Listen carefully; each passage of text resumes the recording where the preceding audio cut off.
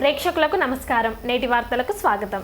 మంచిర్యాల పురపాలక సంఘం పరిధిలోని రామ్నగర్ సబ్స్టేషన్లో 8 మెగావాట్ల పవర్ ట్రాన్స్ఫార్మర్ను ఎమ్మెల్యే నడిపెల్లి దివాకర్ రావు ప్రారంభించారు. శనివారం నూతనంగా 60 లక్షల రూపాయల వ్యయంతో ఏర్పాటు చేసిన ట్రాన్స్ఫార్మర్ను ప్రారంభించిన అనంతరం ఎమ్మెల్యే మాట్లాడారు. అదనంగా ట్రాన్స్ఫార్మర్ను ఏర్పాటు చేయడం వలన మంచిర్యాలలోని అనేక ప్రాంతాలలో లో వోల్టేజీ సమస్య తీరుతోందని అన్నారు. ప్రస్తుతం ఉన్న ట్రాన్స్ఫార్మర్ పై అదనంగా విద్యుత్ వినియోగం లోడ్ పడడం వలన తరచుగా విద్యుత్ అంతరాయం, లో వోల్టేజ్ సమస్య తలెత్తేదని, ఇప్పుడు ఆ పరిస్థితి ఉండదని ఆయన చెప్పారు. గృహాలకు, వ్యవసాయ రంగానికి నిరంతరాయంగా విద్యుత్ సరఫరా చేయడమే ప్రభుత్వ లక్ష్యమని ఆయన అన్నారు. అనంతరం మున్సిపల్ చైర్పర్సన్ మామిడిశెట్టి వసుంధర మాట్లాడుతూ పట్టణంలోని సంజీవయ్య కాలనీ, చింతపండువాడ, గోసేవ మండల్, పద్మశాలి నగర్ తదితర ప్రాంతాలకు విద్యుత్ సరఫరా మెరుగుపడుతోందని తెలిపారు. ఈ కార్యక్రమంలో మున్సిపల్ వైస్ చైర్మన్ నల్లా శంకర్, కౌన్సిలర్లు కొట్టె తిరుమల, పద్మ, కారుకూరి చంద్రమౌళి, తోట తిరుపతి, నాయకులు Gadi Satyam, market committee chairman Venkateswararao, Yadagirirao, Gogula Ravinder Reddy తదితరులు పాల్గొన్నారు.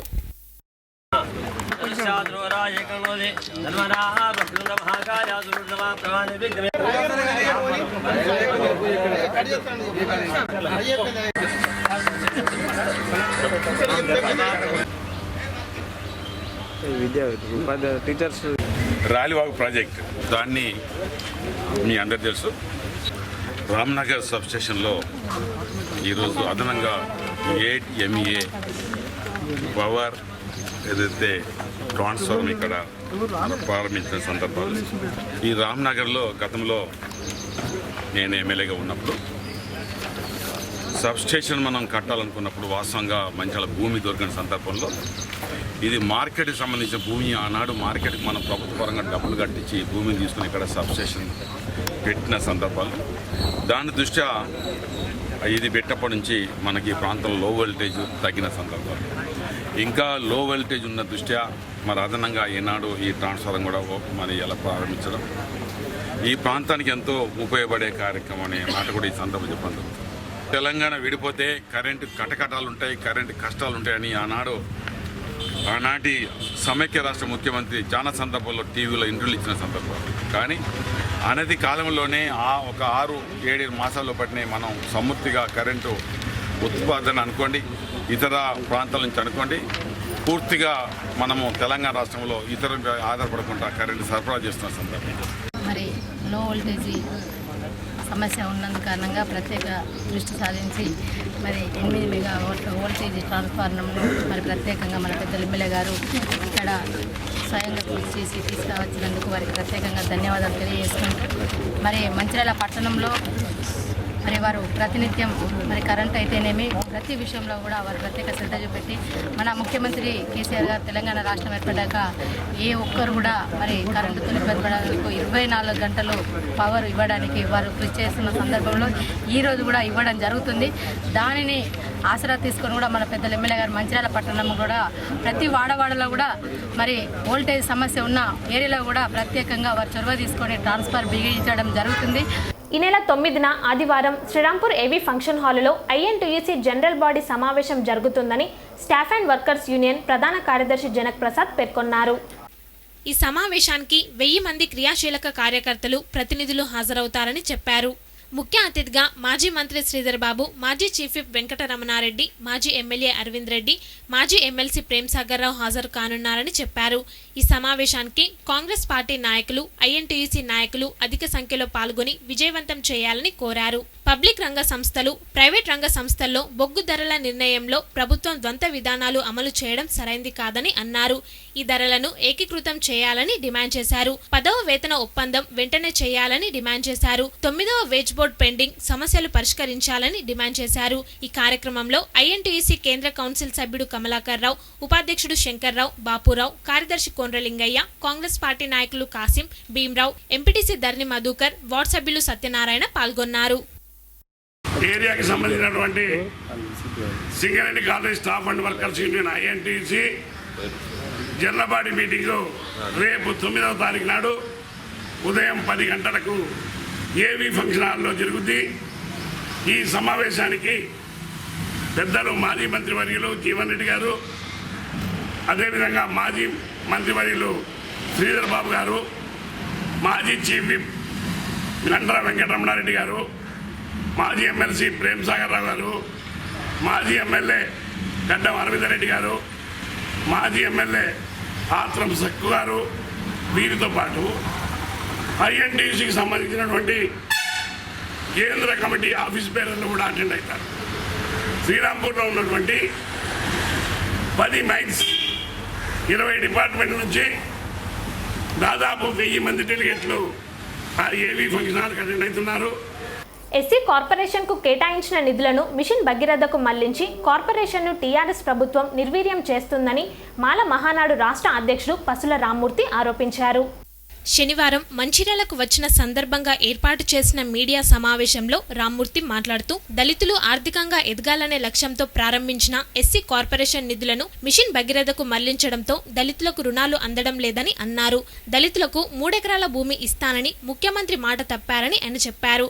ముఖ్యంగా తెలంగాణ ప్రభుత్వం నిరుపేదలకు విద్యను దూరం చేసే కుట్రకు తెరతీసిందని ఆయన అన్నారు. విద్యార్థుల సంఖ్య తక్కువ పేరుతో గ్రామాలలో ప్రభుత్వ ప్రాథమిక పాఠశాలలను మూసివేయడం ఎంతవరకు సమంజసం అని ఆయన ప్రశ్నించారు. కేజీ టు పీజీ కూడా అమలు చేయాలనే ప్రభుత్వ పాఠశాలలను మూసివేయడం విడ్డూరంగా ఉందని ఆయన అన్నారు. దళితుల్ని ముఖ్యమంత్రి చేస్తానని చెప్పిన ముఖ్యమంత్రి తానే ముఖ్యమంత్రి కుర్చీలో కూర్చొని మాట తప్పారని ఆయన విమర్శించారు. ముఖ్యమంత్రి కేసీఆర్ ఎన్నికల్లో దళితులకు ఇచ్చిన ప్రతి హామీని ఆచరణలో పెట్టాలని ఆయన డిమాండ్ చేశారు. ఈ సమావేశంలో జిల్లా నాయకుడు మధు తదితరులు పాల్గొన్నారు. రాష్ట్రంలో విద్యా సంవత్సరం స్టార్ట్ అయింది. మాకు గుడుల కంటే బడులు ముఖ్యం. 10 మంది లేని పాఠశాలను మూసివేయడం దారుణం. రాష్ట్రంలో 1600 పాఠశాలలు మూసేశారు. 10 మంది చొప్పున లెక్కేసుకున్న 16,000 మంది విద్యార్థులు ఈరోజు రోడ్డున పడ్డారు. గురుకులాల్లో సీట్లు లేవు. గురుకులాల్లో సీట్లు పెంచాలని డిమాండ్ చేస్తున్నాం. ఈ 16,000 విద్యార్థులకు కేజీ టు పీజీ ఉచిత విద్య అమలు అయ్యే వరకు ఆ పాఠశాలలు మూసివేయద్దని డిమాండ్ చేస్తున్నాం. రాష్ట్రంలో ఎస్సీల పట్ల వివక్ష చూపుతున్నది ఈ ప్రభుత్వం. ఎస్సీ కార్పొరేషన్ నిధులను ప్రక్కకు మళ్లించి మిషన్ భగీరథకు మళ్లించడం ఇది ఘోరమైంది. మా దళితుల కడుపు కొట్టినట్టే ఇది. దీన్ని వెంటనే మా నిధులు మాకు రావాలని కూడా డిమాండ్ చేస్తున్నాం. ఈ పక్కకు మళ్లించిన అధికారులపై ఎస్సీ ఎస్టీ అట్రాసిటీ కేసు నమోదు చేయాలని డిమాండ్ చేస్తున్నాం. రాష్ట్రంలో జరుగుతున్నటువంటి దళితులపై దాడులకు నిరసనగా తెలంగాణ మాల మహానాడు దళితులను ఐక్యం చేస్తూ తెలంగాణ మాల మహానాడు మాలలను చైతన్యం చేస్తూ రాష్ట్ర వ్యాప్తంగా పసుల రామ్మూర్తి గారు చైతన్యం పరుస్తూ తిరుగుతూ ఉన్నారు, ప్రెస్ మీట్లు పెడతా ఉన్నారు. ఈ సందర్భంలోనే మంచిర్యాలలో ఈరోజు సమావేశం నిర్వహించారు, జిల్లా స్థాయి సమావేశం. ఈ సందర్భంగా మాది ఒకటే డిమాండ్, అయ్యా కేసీఆర్, మీకు దళితులంటే ఎందుకింత వివక్ష, ఎందుకు మాపై దాడులు మీరు చేయిస్తున్నారు? ఈరోజు మేము ఒకటే మీ విధానాన్ని మేము ఖండిస్తూ ఉన్నాం. శ్రీరాంపూర్ ఏరియా వర్క్షాప్లో డీవైజీఎంగా పనిచేసి పదోన్నతిపై బదిలీపై వెళ్తున్న సత్యనారాయణను వర్క్షాప్లో శనివారం అధికారులు నాయకులు ఘనంగా సన్మానించారు. ఏజీఎంగా బదిలీపై వెళ్తున్న సత్యనారాయణను ఏజీఎం రాంబాబు, ఎస్సీ కృష్ణారెడ్డి, ఎమ్మెల్యేన్ రావు, భీమా, ఈఈ అర్జునాజీ, టీబీజీకేస్ ఫిట్ కార్యదర్శి వాసం రాజయ్యలు శాల్వాలతో ఘనంగా సన్మానించి సత్కరించారు. ఈ సందర్భంగా సత్యనారాయణ సేవలను కొనియాడారు. ఈ కార్యక్రమంలో ఫోర్మెన్లు వి రవి, బ్రహ్మచారి పాల్గొన్నారు.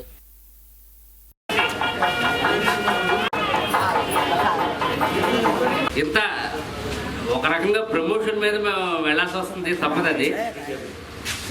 ఒక రకంగా ప్రమోషన్ మీద వెళ్ళడానికి ఆనందము, దానికన్నా మిమ్మల్ని అందరినీ ఈ వర్క్షాప్ని వీడి వెళ్తున్నందుకు చాలా దుఃఖంగా కూడా ఉంది. అది మాటలో చెప్పలేము. అందులో మీరు మీ ఆప్యాయత అనురాగాలన్నీ ఇంత బరువైన ఈ దండ వేసిన దీనిలోనే మీ యొక్క ఆప్యాయత. సో నాకు ఏజిఎం ఏరియా ఇంజనీర్ ఈఎన్ఎంగా ఆర్జీవన్కి ట్రాన్స్ఫర్ అయింది. నేను సోమవారం అక్కడ రిపోర్ట్ చేస్తాను. ఏంటంటే నేను కూడా వదిలి ఎంతో దూరంలో వెళ్ళలేదు. ఆర్జీవన్ అంటే శ్రీరాంపూర్ ఆర్జీవన్లో ఏం తేడా అయితే లేదు. సో మళ్ళీ మిమ్మల్ని కలుస్తుంది. ఎప్పుడు ఆర్జీవన్ కొంచెం కష్టం, కొద్దిగా కీలకమైనటువంటిది, పెద్ద ఏరియా. అంటే శ్రీరాంపూర్ అంత కాకపోయినా శ్రీరాంపూర్ అంటే ఆల్మోస్ట్ ఈక్వల్గా ఉంటుంది ఆర్జీవన్. ఆయన ఫ్యూచర్ అసైన్మెంట్ ఎంతో బాగుండాలి, అక్కడ కూడా మంచి పేరు సంపాదించుకోవాలి. అందరూ ఎంతో భక్తులు చాలా బాగా మాట్లాడారు సార్ గురించి. ఎన్నో కొత్త పథకాలు కానీ ఎన్నో ఆయన చేపట్టారు. అదేవిధంగా ఆర్జీవన్లో కూడా మంచి పేరు సంపాదించుకోవాలని ఆశిస్తున్నాను. కొత్తగా వచ్చే సార్ బెంజమిన్ సార్. నేటి వార్తలు ఇంతటితో సమాప్తం. తిరిగి ప్రసారమయ్యే వార్తల్లో కలుద్దాం. అంతవరకు సెలవు. నమస్కారం.